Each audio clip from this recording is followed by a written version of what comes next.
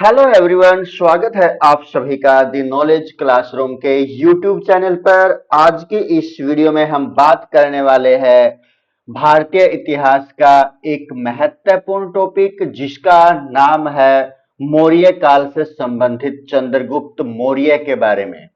जो चंद्रगुप्त मौर्य है उसके बारे में हम आज की इस वीडियो के अंदर बिल्कुल डिटेल से जानने वाले हैं चंद्रगुप्त मौर्य के बारे में।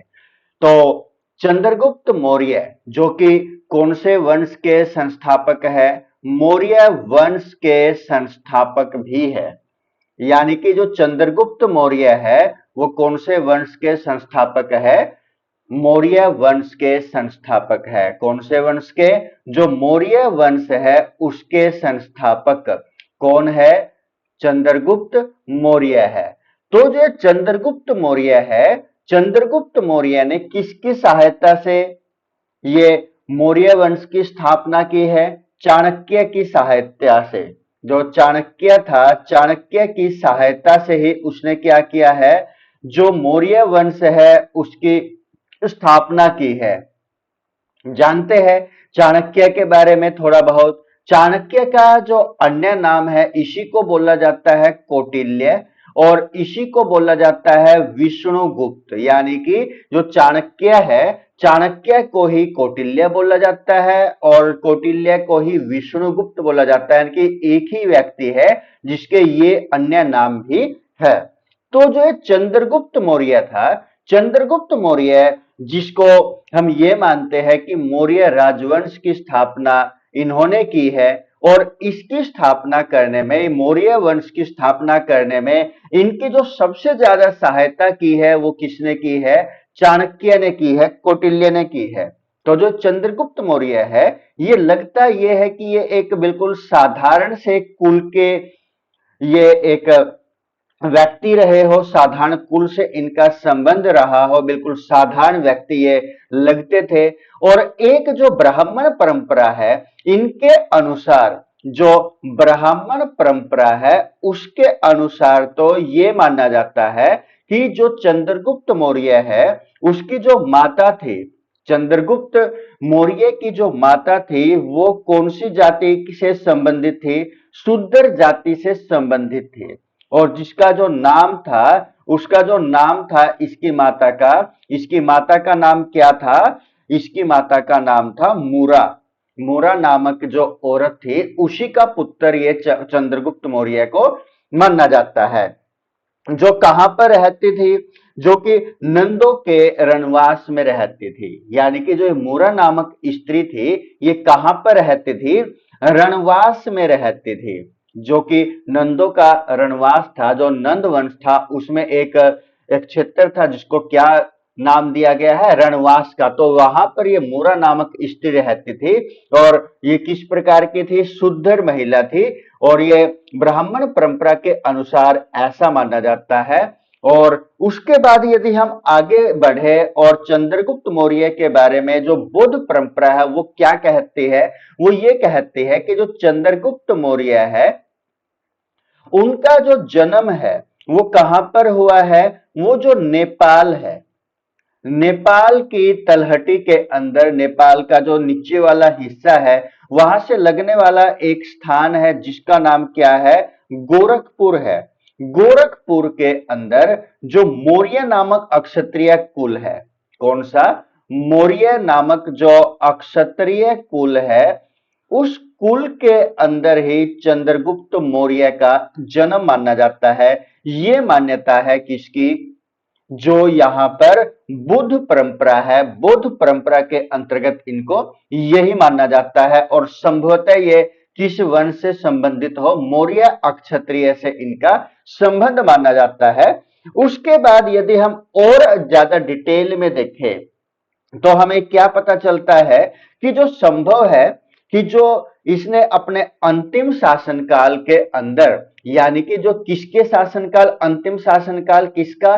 जो नंद वंश था, नंद वंश के अंतिम शासनकाल के दौरान, क्योंकि जो नंद वंश का जो पतन होने लग रहा था, वो जो उसके पतन का मुख्यतः जो कारण रहा था, वो कारण भी यहाँ पर कुछ ना कुछ एक महत्वपूर्ण भूमिका निभाता है, जिसका फायदा किसने उठाया? चंद्रगुप्त मौर्य ने उसका फायदा उठाया। जो चंद्रगुप्त मौर्य था, चंद्रगुप्त ने नंद वंश का पतन करने में एक महत्वपूर्ण फायदा उठाया।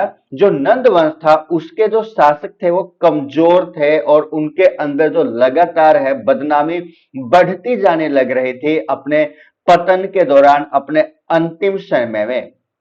इसमें क्या हुआ? जिसका सीधा सा जो फायदा है किसने उठाया? चंद्रगुप्त मौर्य ने ये फायदा उठाया था। अब जो यहां पर हम जो इनका चंद्रगुप्त मौर्य का मित्र मानिए, यानी कि जो चंद्रगुप्त मौर्य था, चंद्रगुप्त का या तो मित्र मानिए या फिर इसका एक गुरु मानिए या कुछ भी हम उसको कह सकते हैं, जिसका नाम क्या है? चाणक्य या कौटिल्य, जिसने एक महत्वपूर्ण भूमिका अदा की है चंद्रगुप्त मौर्य को मौर्य वंश की स्थापना करने में, नंद राजवंश का तख्ता पलट करने में इसने एक महत्वपूर्ण भूमिका निभाई है। क्योंकि इसने क्या की? चंद्रगुप्त की सहायता की और क्या किया? मौर्य वंश का जो शासन है उसको स्थापित किया। जो चंद्रगुप्त मौर्य है, चंद्रगुप्त मौर्य के जितने भी शत्रु थे, उन शत्रुओं का किसने? चाणक्य ने, कौटिल्य ने या विष्णुगुप्त ने, जो भी इसके नाम है, इसने क्या किया? इसको रास्ता दिखाया चंद्रगुप्त को कि किस प्रकार हम उनसे पीछा छुड़ा सकते हैं। चाले चलने वाला कौन था? केवल चाणक्य। चाल चलने वाला था चाणक्य, और उन चालों के ऊपर चलने वाला कौन था? मार्गदर्शक करने वाला चाणक्य था। और उसको यहां पर सत्य स्थापित करने वाला या उसको सत्य साबित करने वाला कौन था? चंद्रगुप्त था, जिसके आधार पर ही इसने किसकी स्थापना की थी? मौर्य वंश की स्थापना आसानी से की। और जितने भी इसके शत्रु थे चंद्रगुप्त के, उन सभी से पीछा भी छुड़वाया किसने? चाणक्य ने छुड़वाया। उसके बाद जो ये हमें जानकारी मिलती है कि इसका ये मित्र था, इसने इस प्रकार से इसका पीछा, चंद्रगुप्त मौर्य का पीछा छुड़वाया, इत्यादि इत्यादि, तो ये हमें कहां से पता चलती है? ये जानकारी हमें मिलती है, एक नाटक है जिसका नाम क्या है? मुद्रा राक्षस है। क्या नाम है? मुद्रा राक्षस।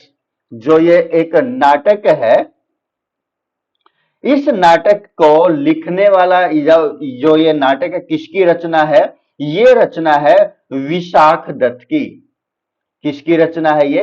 विशाख दत्त की ये रचना है, जिसने ये नाटक रचा, जिसका नाम क्या है? मुद्रा राक्षस है। मुद्रा राक्षस नामक नाटक के अंदर ही ये कहानी के रूप में हमें जानकारी मिलती है। अब हम आगे बढ़ते हैं और एक यूनानी लेखक है, यूनान का जो लेखक है जो क्या कहता है इसके बारे में। यूनान का जो लेखक है जिसका नाम जस्टिन है, वो क्या है कि जो चंद्रगुप्त की जो सेना थी, लगभग जो सेना के अंदर जो सैनिक थे, जिनकी संख्या लगभग 6 लाख थी, इन सैनिकों ने क्या किया? भारत को रौंदा था, भारत को रौंद दिया था। यानी कि भारत के अंदर भी इन्होंने बहुत सारे जो यहां पर इसको लूटने में, लूट खसोट करने में भी इस सेना ने कोई कमी नहीं छोड़ी थी। और ये बात हम क्या माने कि ये सत्य भी हो सकती है और ये बात असत्य भी हो सकती है, क्योंकि इसके हमें और कहीं से भी प्रमाण नहीं मिले हैं। केवल किसके आधार पर? जो जस्टिन है, जो यूनान का एक लेखक है, उसके अनुसार ही ये बात देखने को मिलती है। लेकिन ये बात जरूर है कि जो चंद्रगुप्त था, उसने जो पश्चिमोत्तर भारत है, भारत को सेल्यूकस की गुलामी से मुक्त करवाया था। यानी कि जो पश्चिमी और उत्तर वाला भारत है, उस भारत को किससे आजाद करवाया था? सेल्यूकस से आजाद करवाया था। सेल्यूकस की जो गुलामी थी उससे मुक्त इन्होंने करवाया था। उसके बाद यदि हम जो चंद्रगुप्त मौर्य है उसके साम्राज्य के संगठन के बारे में देखें, जो इसका संगठन था वो किस प्रकार का था? जो चंद्रगुप्त मौर्य था, इसका जो संगठन था वो किस प्रकार का था। यदि हम जाने जो चंद्रगुप्त मौर्य या जो मौर्य साम्राज्य था, उसका जो प्रशासनिक विस्तार था बहुत ही अच्छा माना जाता है। प्रशासनिक विस्तार के अंतर्गत जो हमें इसकी झलक मिलती है वो हमें कहां से मिलती है, मेगास्थनीज के अंतर्गत से मिलती है। जो मेगास्थनीज है उसके अंदर से भी हमें ये जानकारी मिलती है कि उसकी सेना किस प्रकार से शासन किया करती थी। या हम यहाँ पर जो अर्थशास्त्र है, अर्थशास्त्र के अंदर के बारे में जानकारी, अर्थशास्त्र जो कौटिल्य के द्वारा रचित पुस्तक है उसके अंदर से भी हमें इसी प्रकार की जानकारी मिलती है।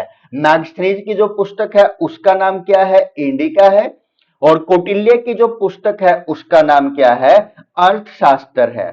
इनके अंदर से भी हमें जो मौर्य साम्राज्य है, मौर्य प्रशासन के बारे में हमें बहुत ही विस्तार से जानकारी इनके अंदर मिलती है। मुख्यतः अर्थशास्त्र के अंदर जो एडमिनिस्ट्रेशन है मौर्य प्रशासन के अंतर्गत, जो सेना का प्रबंधन है या जो उसकी राजनीति है इत्यादि इत्यादि, उन सभी के बारे में जो हमें जानकारी मिलती है चाणक्य या कौटिल्य विष्णुगुप्त के द्वारा जो लिखित पुस्तक है जिसका नाम क्या है, अर्थशास्त्र है, उसके अंदर से हमें मिलती है।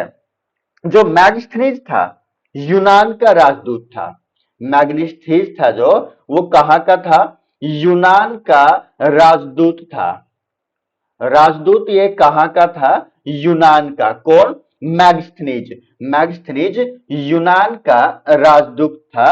और इसको किसने भेजा था, इसको भेजा था सेल्यूकस ने। सेल्यूकस ने भेजा था। किसके पास भेजा था, जो चंद्रगुप्त मौर्य है, चंद्रगुप्त मौर्य के दरबार में भेजा था।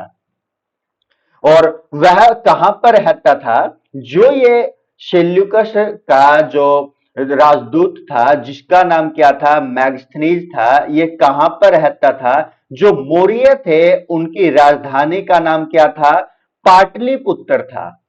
उस पाटलिपुत्र के अंदर ही यह रहता था।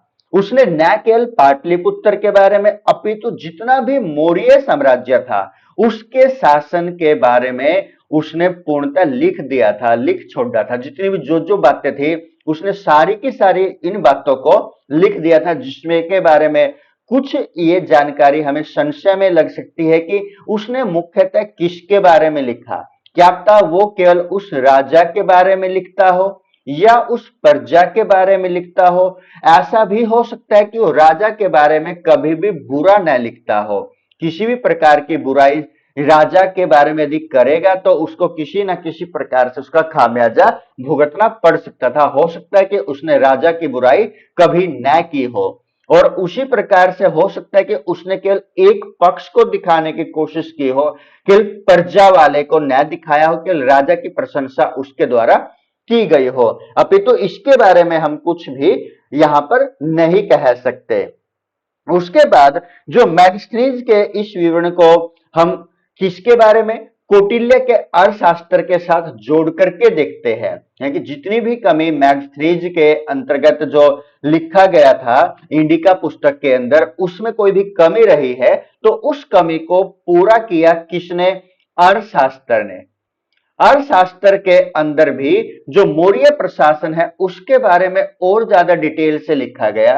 और जो यद्यपि जो अर्थशास्त्र है मौर्य प्रशासन के, जो मौर्य शासन है उसके कई सदियों के बाद ही हमें प्राप्त हुआ। यानी कि जो मौर्य शासन है, मौर्य शासन जब हो चुका था तो उसके बाद बहुत समय के बाद ये हमें प्राप्त हुआ था, अर्थशास्त्र लिखा हुआ। उसके बाद जो चंद्रगुप्त मौर्य था, जो ये चंद्रगुप्त मौर्य था किस प्रकार का शासक था, एक स्वेच्छाचारी था। स्वेच्छाचारी शासक था, यानी कि इसको कोई मतलब नहीं था, खुद की इच्छा से ही सभी प्रकार के काम करता था। यद्यपि इसके जो शासन के अंतर्गत अनेक प्रकार के इसकी सहायता करने वाली जो कमेटी होती थी, या हम ये बोले कि उसके राज दरबार के अंदर अलग अलग प्रकार के सेनापति या उसको सलाह देने के लिए अलग अलग प्रकार के व्यक्ति होते थे, लेकिन फिर भी वो अपनी बातों को ऊपर रखता था, जिसके कारण से हम उसको क्या बोल सकते हैं, स्वेच्छाचारी शासक उसको कह सकते हैं। क्योंकि उसने जितना भी प्रशासन था, सारे का सारा प्रशासन मुख्यतः किसके हाथों में रखा था, स्वयं के हाथों में रखा था। यानी कि जितना भी शासन किया करता था, उसका क्या किया हुआ था, उसने सारे का सारा प्रशासन अपने हाथों में रखा हुआ था। अब उसके बाद यदि हम आगे देखें, इसके प्रशासन के टाइम में चंद्रगुप्त मौर्य का जो प्रांत था, जो यहां पर प्रांत हुआ करते थे, उन प्रांतों को क्या किया हुआ था, बांटा हुआ था। प्रांतों को, साम्राज्य को क्या किया हुआ था, प्रांतों में बांटा हुआ था। और प्रत्येक प्रांत पर कौन शासन क्या करता था, अलग अलग जो उसके राजवंश के राजकुमार थे, वो शासन किया करते थे। और उसी प्रकार प्रांतों को भी आगे बांटा गया था। उन प्रांतों को आगे छोटी छोटी इकाइयों के अंतर्गत बांटा गया था, जिसमें हम नगरों के अंदर भी बांट सकते हैं, और उसी प्रकार हम उसको ग्राम के अंदर भी ये बांट सकते हैं। यानी कि जो बांटा गया था, चंद्रगुप्त मौर्य ने अपने साम्राज्य को प्रांतों में बांटा था, और प्रांत आगे बटे हुए थे नगरों में और गांवों के अंदर। जो बहुत सारे यहाँ पर हमें नगर प्राप्त हुआ मौर्य काल के दौरान, जो कि मुख्यतः कौन कौन से हो सकते हैं, पाटलिपुत्र हो सकता है, या कौशाम्बी, या उज्जैनी हो सकता है, या तक्षशिला। उस समय के सबसे महत्वपूर्ण नगरों के अंदर इनकी यहाँ पर इनको शामिल किया जाता, महत्वपूर्ण नगरों में। और जो उस समय जो राजधानी थी, जो मौर्य राजधानी थी, उसका नाम क्या था, उस मौर्य राजधानी का नाम क्या था, उसका नाम था पाटलिपुत्र। क्या नाम था उस राजधानी का, पाटलिपुत्र उस राजधानी का नाम था। जिसका जो प्रशासन किया जाता था, जिसका जो एडमिनिस्ट्रेशन किया जाता था, वो मुख्यतः किस प्रकार से, 6 समितियां हुआ करते थे। 6 समितियों के द्वारा ही क्या किया जाता था, प्रशासन किया जाता था।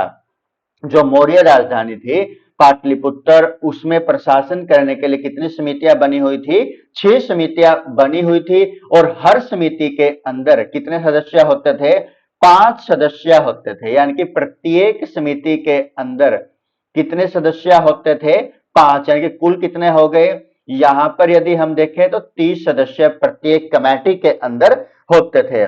जिनका जो काम था, इनके जो काम थे, इन कमेटियों के क्या थे, इनके इन समितियों के कार्य क्या थे, बंटे हुए थे। यानी कि अलग अलग प्रकार के कार्य ये किया करते थे। यानी कि कोई भी विदेशी है, जो विदेशी प्रशासन है, विदेशी प्रशासन को जो देखने का कार्य है, वो किसी अन्य कमेटी का, सोसाइटी का काम होगा।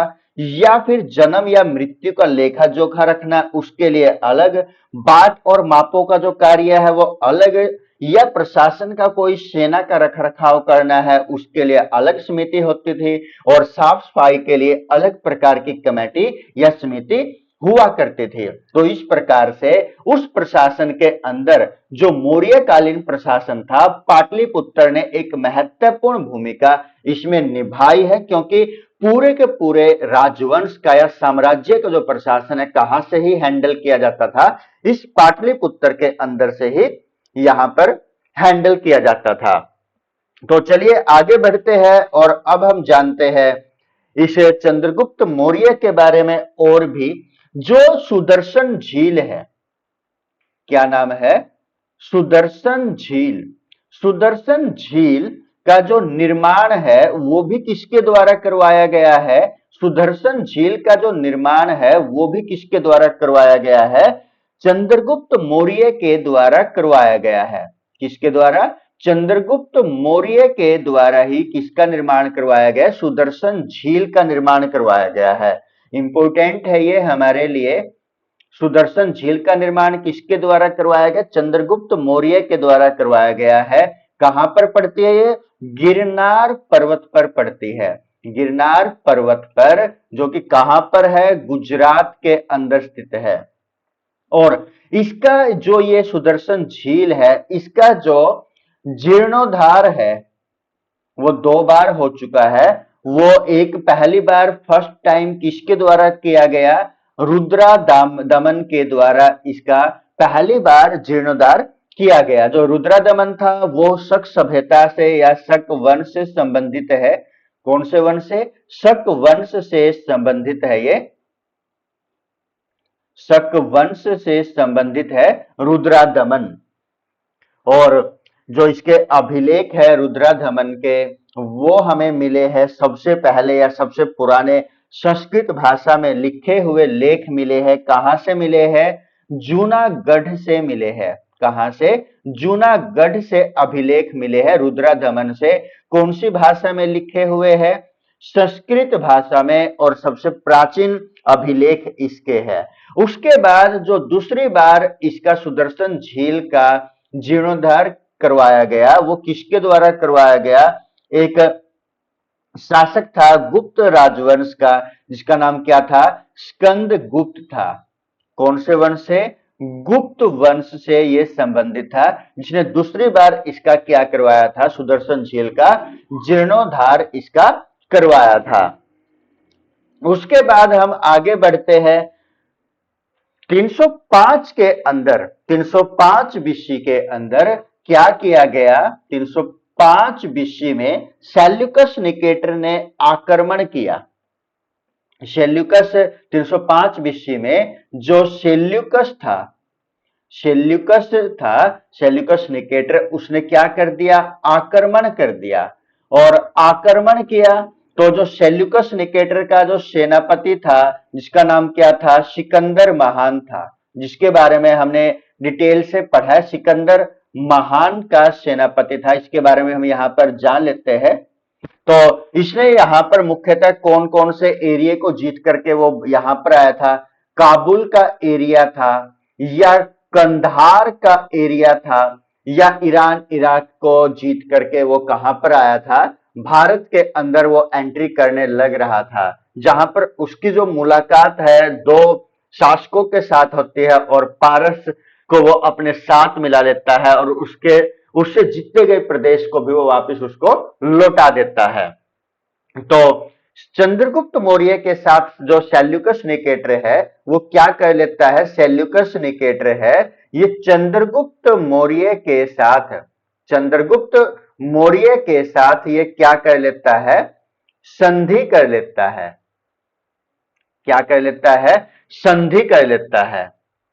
मैग्स्थनीज यात्रियों को यहीं पर रोका जाता है। संधि में क्या क्या होता है कि जो मैगस्थनीज होता है, मेगास्थनीज जो यात्री यहां पर आया हुआ था, उसको क्या कर लिया गया? यहीं पर रोक लिया गया। चंद्रगुप्त मौर्य ने उसको अपने ही दरबार के अंदर रोक लिया। उसके बाद जो यहां पर हेलेना थी, इस संधि का ही परिणाम क्या था? एक हेलेना सेल्यूकस निकेटर की पुत्री थी। जो सेल्यूकस निकेटर था उसकी पुत्री थी, जिसका नाम क्या था? हेलेना था।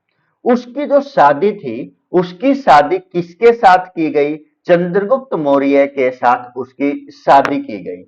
जो चंद्रगुप्त मौर्य था उसकी पुत्री हेलेना के साथ, यानी कि सेल्यूकस निकेटर की जो पुत्री थी हेलेना, उसके साथ चंद्रगुप्त मौर्य की शादी की गई, और जिनसे एक पुत्र का जन्म हुआ, जिसका नाम क्या था? प्लूटार्क था।